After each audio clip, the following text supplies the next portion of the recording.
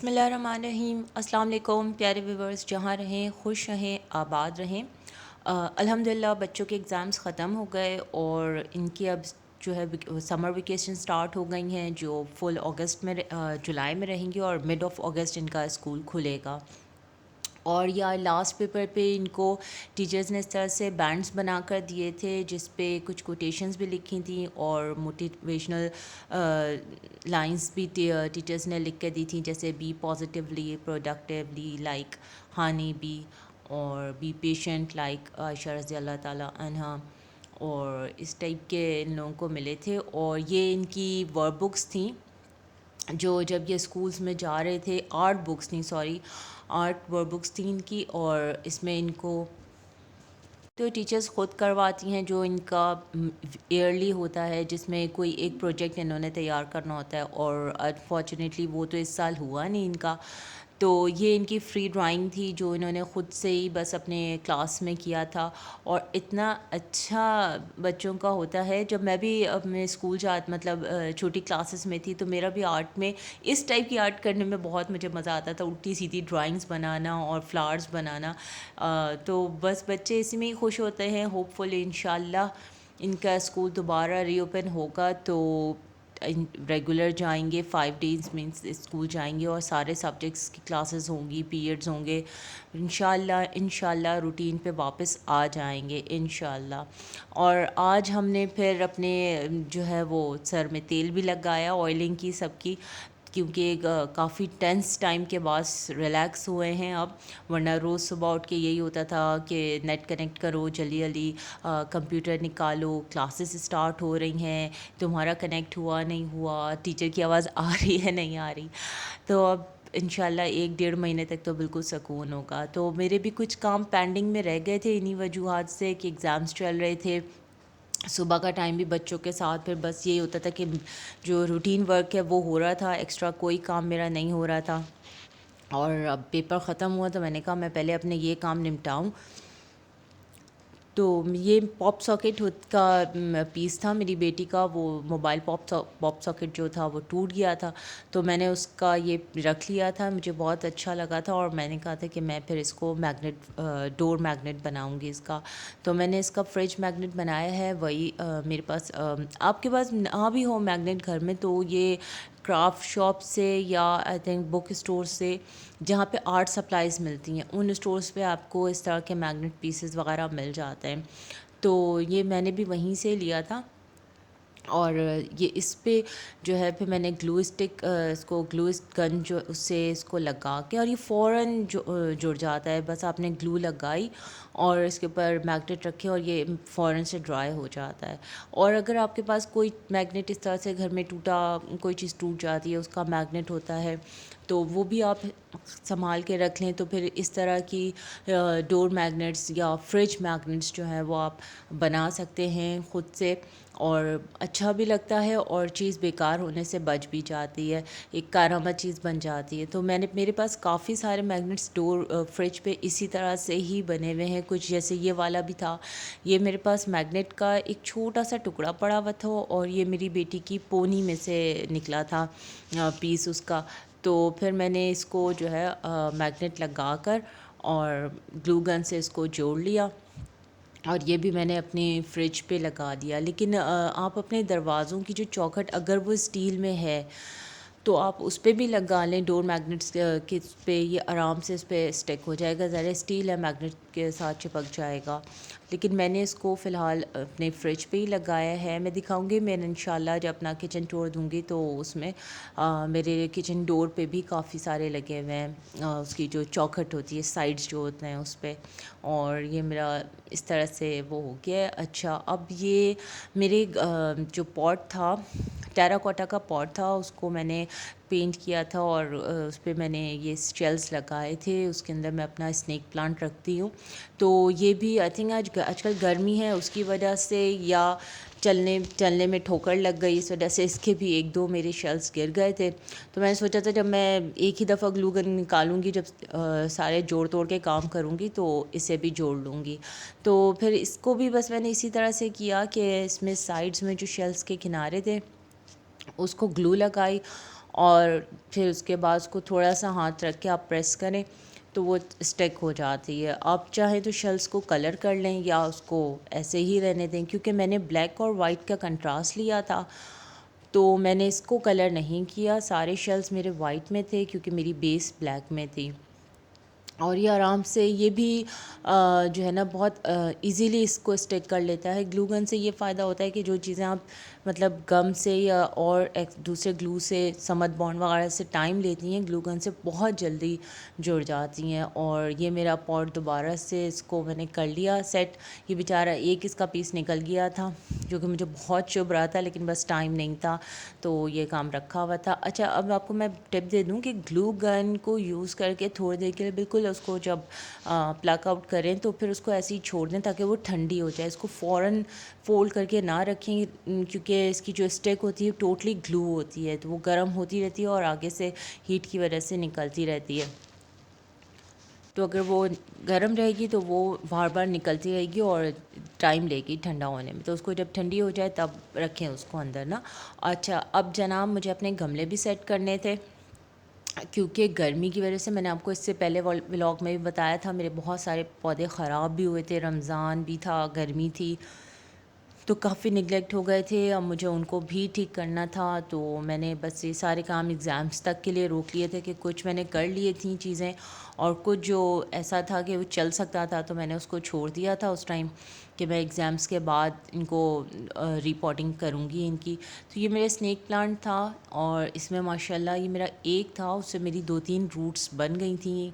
एक मैंने बाहर में लगाया था, 2 मैंने अभी इन गमलों से मतलब एक ही पॉट से मेरे 2 गमले इस तरह से बस 3 हो जाते, लेकिन मेरे पास एक्स्ट्रा पॉट नहीं था तो मैंने फिर इनको 2 पॉट्स में ही अरेंज किया। इंशाल्लाह तीसरा पॉट अरेंज करूँगी, तब तक ये बड़ा हो जाएगा तो मैं इसमें से उसमें शिफ्ट कर लूँगी। तो फिर इस तरह से एक पौधे से आपके 2-3 गमले इजीली घर में ही तैयार हो जाते हैं।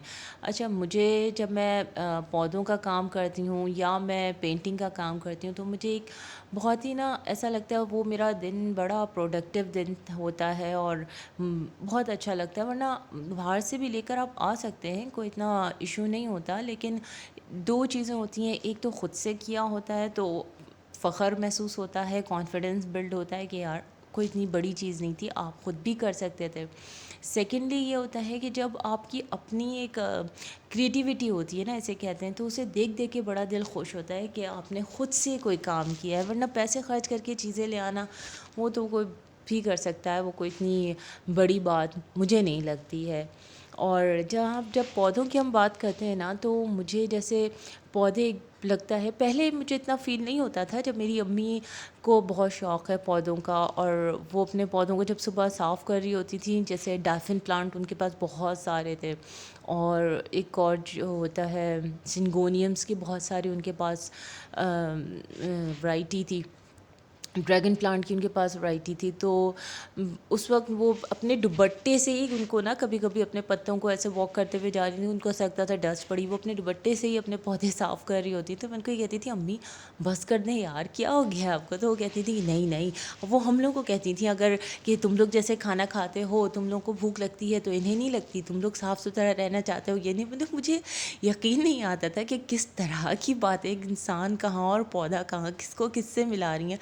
लेकिन अब वाक़ई ये बात है, आप अपनी प्रैक्टिकल लाइफ में जब आते हैं तो आपको बहुत सारी चीज़ें इस तरह से समझ में आती हैं।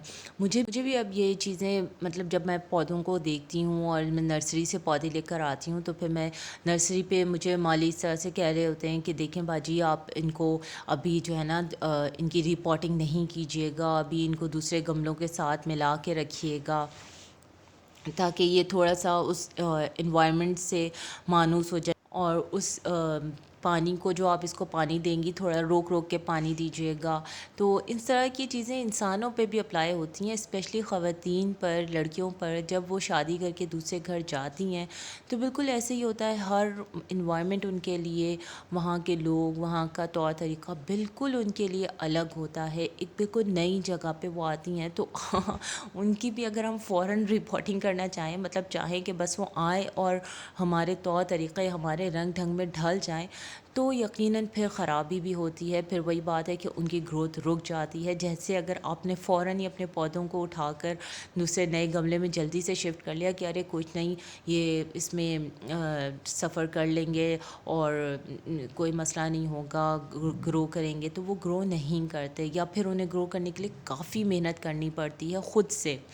और जो सख्त जान सेक्युलेंट होते हैं वो तो फिर अपनी जगह बना ही लेते हैं, लेकिन जो थोड़े से नाजुक पौधे होते हैं वो नहीं सफ़र करते, वो बस बेचारे बिल मर जाते हैं, ख़त्म हो जाते हैं। बिल्कुल एग्जैक्टली इसी तरह से अगर आप जब किसी को अपने घर में अपनी बेटी बहू को लेकर आते हैं तो फिर उन्हें अगर थोड़ा सा टाइम दें, उनको उनके तरीके से थोड़ा सा स्पेस दें, तो फिर इंशाल्लाह जब उन्हें पता चलता है कि जी अब आहिस्ता आहिस्ता उनकी रूट्स वहाँ पर जमनी शुरू होती है, वो उस इन्वायरमेंट के साथ अपने आप को अटैच करने लगती हैं और उनका एक कनेक्शन बनने लगता है, तो फिर वो ख़ुद ब खुद आपके अंदाज़ में ढलना शुरू हो जाती हैं। फिर उन्हें आपको उन पे इतनी मेहनत या उनकी जो एक अजीब टेंस माहौल हो जाता है घरों का, वो नहीं होता। थोड़ा सा उनको स्पेस दें, थोड़ी सी उनकी नेचर को, उनके स्टाइल को समझें, और आने वाला भी घर वालों को समझे। लेकिन चूँकि वो आया होता है, वो बिल्कुल एक नए माहौल में आया होता है, और आया नहीं होता है एक्चुअली, हम उसे लेकर आए होते हैं, तो फिर उसकी केयर करना तो बनता है, चाहे वो इंसान हो चाहे वो पौधे हों। तो अगर आप उनकी केयर करेंगे तो बिल्कुल एग्जैक्टली वही बात होती है कि जैसे अब हम जब किसी नर्सरी से पौधे लाते हैं तो हम ये देखते हैं कि जी नर्सरी का पौधा कैसा है, अच्छा है, और सेहतमंद पौधा लाते हैं, तो वो पता चलता है कि माली ने उस पर बड़ी मेहनत की होती है। तो इसी तरह से अगर हम अपने घर में किसी को लेकर आते हैं और हमने उसे बहुत अच्छा माहौल दिया होता है, फ्रेंडली इन्वायरमेंट दिया होता है, उसके साथ हम खुद बहुत अच्छे होते हैं, तो वो बाहर जब लोगों में मिलता जुलता है तो लोग उसकी बातचीत से, उसके अंदाज से ख़ुद ही समझ जाते हैं कि ये अपने घर में, अपने ससुराल में, अपने इन लॉज़ के साथ या अपने हस्बैंड के साथ कितना खुश है, कितना मुतमईन है। तो बस ये थी मेरी थोड़ी सी बातें जो मुझे पौधों को ठीक करते वक्त फ़ील होती हैं।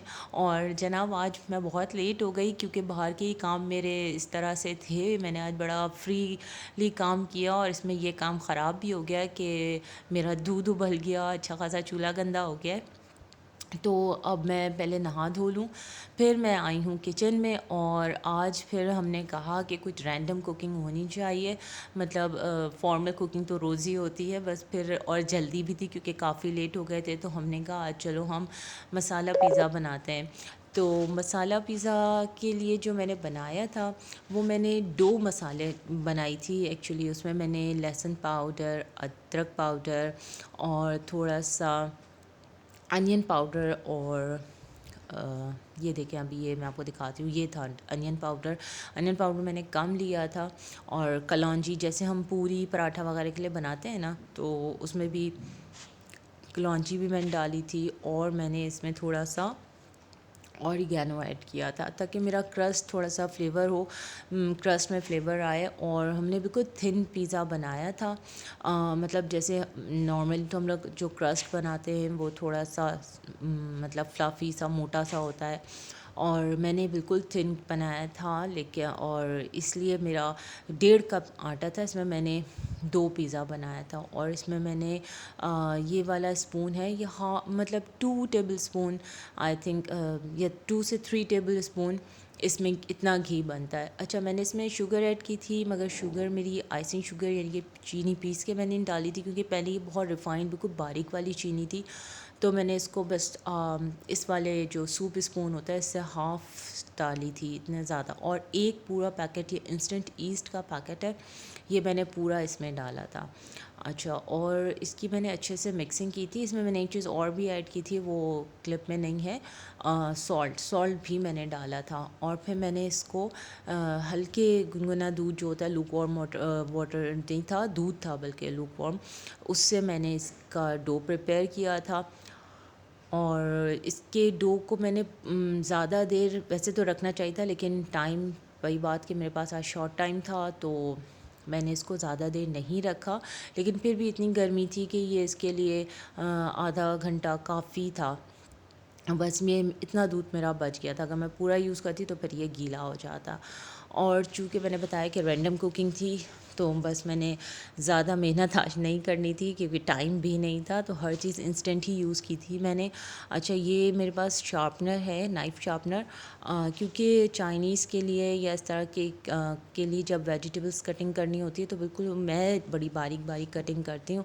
तो उसके लिए फिर मेरा ये होता है कि मेरी इस जो नाइफ़ है वो बहुत शार्प हो, क्योंकि शार्प नाइफ़ होती है तो आपका हाथ पे इतना ज़ोर नहीं पड़ता और कटिंग बड़ी अच्छी हो जाती है। लेकिन अगर वो शार्प नहीं हो तो फिर सारा ज़ोर आपके हाथ पे पड़ता है और फिर उससे जो है ना, मुझे तो हाथ में दर्द शुरू हो जाता है। तो और कटिंग में भी वो मज़ा नहीं आता जो शार्प नाइफ़ से आता है। बस ये ख़्याल रखना पड़ता है थोड़ा केयरफुली कि आपके हाथ पे ना लग जाए।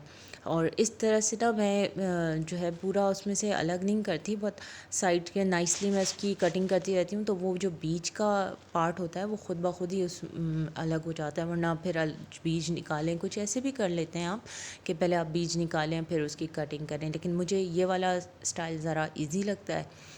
तो बस ये मैंने इसके थोड़ी थोड़ी चीज़ें थी मेरे पास, जैसे एक शिमला मिर्च, एक गाजर, ये देखिए मैंने इसको चेक किया, लेकिन अभी इसने इतना अच्छा जैसे राइज़ हो जाना चाहिए था तो ये हुआ नहीं, इनके फूला नहीं बहुत अच्छा, क्योंकि ईस्ट इसमें डला हुआ था। लेकिन टाइम तो बहरहाल इसको चाहिए होता है। सबसे अच्छा होता है कि अगर आप इसको दोपहर में बना रहे हैं तो मॉर्निंग में ही आप अपना डो तैयार कर लें, और अगर मॉर्निंग में नहीं कर रहे तो, और अगर इवनिंग में बना रहे हैं तो आफ्टरनून यानी कि दोपहर के खाने तक के जो टाइम होता है, जैसे 2-2:30 का टाइम, उस टाइम आप अपना अगर डो तैयार करते हैं तो फिर आप 7-8 बजे अगर शाम में पिज़्ज़ा बनाएं तो वो बड़ा अच्छा जो आपका डो है वो राइज़ कर जाता है। अच्छा, मैंने इसके जो पिज़्ज़ा के लिए फिलिंग्स ली थी वो मेरे पास शॉर्ट्स थे, हॉट शॉर्ट्स, जो चिकन हॉट शॉर्ट्स होते हैं, आई थिंक डॉन के थे, वो मैंने लिए थे और मैंने इसमें फ्राइज़ डाली थी। अच्छा, ये मेरा पैन था, एक राउंड था और एक रेक्टेंगल था। जो राउंड पैन था इसमें तो मेरा फुल बना था, और जो रेक्टेंगल था इसमें मेरा थोड़ा हाफ़ बना था। और ये मेरी पूरा शेडर चीज़ का बार मैं लाई थी। एक्चुअली मैं इसी तरह से लाती हूँ ताकि मुझे पिज़्ज़ा के अलावा बहुत सारी चीज़ों में, जैसे कभी सुबह सैंडविच बना रहे हों या हम चीज़ पास्ता बनाते हैं, बहुत सारे इस तरह से यूज़ आता है, तो फिर मैं तो इस तरह से ले आती हूँ। ये फिर मुझे बहुत टाइम, मतलब आफ्टर 4-6 मंथ्स मेरा चल जाता है। अगर कोई मैंने बीच में जैसे कोई दावत वगैरह का नहीं इस तरह से बनाया, सिर्फ फैमिली के लिए बनाया, तो मेरा पूरा 6 मंथ्स आराम से मुझे चल जाता है। तो ये 1800 का बार है और मुझे ये ज़्यादा सही लगता है, बजाय इसके कि मैं वो 700 और 800 का वो थोड़ा छोटा बार लेकर आऊँ, उससे बात नहीं बनती। तो इसको ना अगर आप फ्रिज में रखेंगे तो ये ज़रूर ख़राब हो जाएगा, मतलब जैसे आपने पूरा बार ऐसी फ्रिज में रखा, उसमें से थोड़ा थोड़ा आप लेते रहे तो ये ख़राब हो जाएगा। लेकिन अगर आप इस बार की कटिंग कर लें, यानी कि इसके ब्लॉक्स बना लें छोटे छोटे, तो जैसे मैंने इसकी अपनी नाइफ़ से, सॉरी, सीज़र से पहले मैंने इसके ऊपर निशान लगा लिया था और कि मेरे कितने ब्लॉक्स एक साइज़ के बनेंगे। तो जैसे आप फिंगर का अपनी मेजरमेंट ले लें कि उससे जैसे 1-1 इंच 2-2 इंच के ब्लॉक्स आप बना लें। इस तरह से मेरे तो इसमें बने थे 6 ब्लॉक्स बने थे, जिसमें से 5 तो मैंने रख दिए फ्रीज़र में और एक ब्लॉक मैंने बाहर रखा था, क्योंकि मुझे इसके अभी चीज़ डालनी थी पिज़्ज़ा में। तो मैंने इसको इस तरह से कटिंग करके सारे उसकी पूरा पूरा जो चीज़ बार था, ये श्रेडर चीज़ बार था। इसी तरह से मोज़रेला को भी आप कर सकते हैं। मोज़रेला मेरे पास पहले ही फ्रीज़ हुआ हुआ था, लेकिन वो छोटा बार था और उसको भी मैं फ्रीज़र में ही रखती हूँ। जब मुझे यूज़ करना होता है उससे थोड़ी देर पहले मैं उसको बाहर निकाल के रखती हूँ, ताकि उससे फिर ये होता है कि मोज़रेला नीचे बहुत जल्दी ख़राब हो जाता है। श्रेडर चीज़ तो फिर भी अगर मैं बाहर इसका नीचे रखूँ तो, यानी कि फ्रिज में रखूँ तो ये चल जाता है, लेकिन मोज़रेला नहीं चलता, उसको फिर मुझे फ्रीज़र में ही रखना होता है। और ये क्लिंग रैप है। मैं अब सारे जो मैंने इसके छोटे छोटे ब्लॉक्स बनाए हैं, इनको मैं क्लिंग रैप में करके और एक एक को फ़ोल्ड करके, जैसे सिंगल फ़ोल्डिंग, जिसकी मुझे जब चाहिए होगा वो एट अ टाइम एक ही ब्लॉक चाहिए होगा तो फिर मैं वो निकाल लूँगी फ्रीज़र से, और उसको जो है फिर मैं यूज़ करने में मुझे आसानी होगी, और बार बार जैसे मंथली ग्रोसरी में मुझे फिर ये चीज़ नहीं लानी पड़ती है। इसी से चाहे मुझे बर्गर में डालना हो या मुझे सैंडविच बनाना हो, तो फिर मैं अलग से वो चीज़ स्लाइस, अगर ये न हो तो फिर मैं अलग से चीज़ स्लाइस नहीं लाती। और ये ज़िप लॉक बैग है, इसके अंदर मैं सारे बार्स को इसी तरह से क्लिंग रैप में करके और फ्रीज़र में रख दूँगी। तो ये मेरे टोटल बने थे 6 बार, और मैंने इनको सबको एक अलग अलग क्लिंग रैप में छोटे छोटे पैक बना के इनके इस तरह से इनको फ़ोल्ड करके, और एक उसमें ज़िप लॉक बैग में फुल जो फुल साइज़ का बैग होता है उसमें मैंने इनको रख दिए थे। ये थे मेरे 6 बार्स टोटल बने थे, जिनमें से 5 मैंने रख दिए और एक मैंने निकाला था। आप जो चाहें तो और छोटे बार्स भी बना सकते हैं, जैसे 6 के बजाय आप 7-8 भी आराम से बन जाएंगे।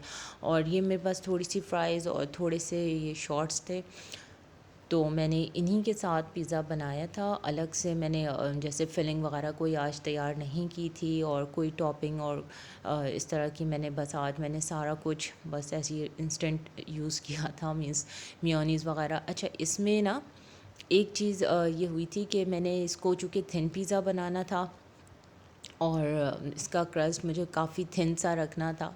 ये बस एक एक्सपेरिमेंट था कि अगर हम थिन पिज़्ज़ा बनाते हैं तो वो खाने में हमें लगेगा कैसा, क्योंकि हम लोग नहीं खाते हैं थिन पिज़्ज़ा में, हमारा जो क्रस्ट है वो थिक में होता है। तो ये मुझसे गलती हो गई थी, मुझे याद नहीं रहा, फिर एकदम से मुझे ख्याल आया तो मैंने फिर इसको दोबारा एडजस्ट किया। आप अपने पैन को जो है ना डस्ट ज़रूर करें, उससे ये होगा कि जब ये बेक होगा तो ये नीचे से चिपकेगा नहीं, और आराम से जब आप इसको निकालेंगे तो ये निकल जाएगा। ये डस्ट आप ज़रूर करें। अच्छा, डस्ट करें या ग्रीस करें, वैसे ग्रीस करने से ज़्यादा बेहतर होता है कि आप केक को भी जब मोल्ड में डालें और पिज़्ज़ा भी, तो आप इसको डस्ट करें, उससे बहुत इजीली वो खुद ही, बस आप उसको ज़रा सा नीचे से टच करेंगे और वो खुद ही इजीली बाहर निकल जाता है। तो मैंने इसके ऊपर डाला है मेयोनीज़ और केचप और चिली, और इसके साथ जो है फिर मैंने वही शॉर्ट्स की कटिंग की वो डाला, फ्राइज़ डालें, और मैंने पहले दिखाया था कि मैंने शिमला मिर्च यानी बेल पेपर और चाइनीज़ गाजर मेरे पास थी, वो दोनों चीज़ें मैंने काट के रख ली थी, और मैं इस तरह से इसके ऊपर चीज़ श्रेड करके, और मैंने इसमें ये वाली चीज़ भी डाली थी, और फिर मोज़रेला भी थी, लेकिन मोज़रेला मेरे पास पहले से थी और ये मैंने अभी ली थी, और इस तरह से इसके ऊपर बस थोड़ी बहुत वो सब्ज़ी वगैरह मैंने डाली, और ये मैंने जो है फिर पैन को उसमें अवन में रख दिया था। पहले मैंने अवन को जो है वो 200 बल्कि 230 पे आई थिंक अच्छे से इसको मैंने प्री हीट किया था। प्री हीट भी मैंने इसको काफ़ी टाइम किया था, मीन्स आवर के लिए किया था, इनके 1 घंटा पूरा मेरा प्री हीट था। और फिर उसके बाद मैंने इसको, अच्छा, अगर आप प्री हीट अच्छा करेंगे ना तो फिर आपका बेकिंग टाइम कम हो जाता है, क्योंकि आपका अवन पहले से हीट अप हुआ हुआ होता है, तो वो जब आप उसके अंदर कर रहे होते हैं तो वो जल्दी हो जाता है, इतना ज़्यादा टाइम नहीं लेता कुक होने में, बेक होने में। और वैसे भी ये दोनों थिन पिज़्ज़ा था, तो इसलिए भी मैंने किया था, वरना आप अगर इसको 180 पे भी स्लोली इसको हीट कर लें, प्री हीट कर लें, तो भी हो जाता है। लेकिन फिर ये कि केक वगैरह के लिए आप सही रहता है, जैसे 230 पे आपने केक बेक किया, लेकिन मुझे जो है वो थिन पिज़्ज़ा था, तो मैंने इसको पहले ही काफ़ी ज़्यादा प्री हीट कर लिया था। और ये वाले पे मैंने जो है दूसरे पे ये मैंने इस पे मिक्स हर्ब भी डाला था। अच्छा, अब मैंने नीचे और पहले डाला था वो मैंने ऊपर रख दिया था, और जो मैंने अभी रेक्टेंगल वाला तैयार किया था वो मैंने फिर नीचे रखा था। और इतनी जल्दी जल्दी बनाया था कि फिर मुझे टाइम ही नहीं मिला कि मैं खाते टाइम इसकी वीडियो शूट करती, और ये भी बहुत गलत बात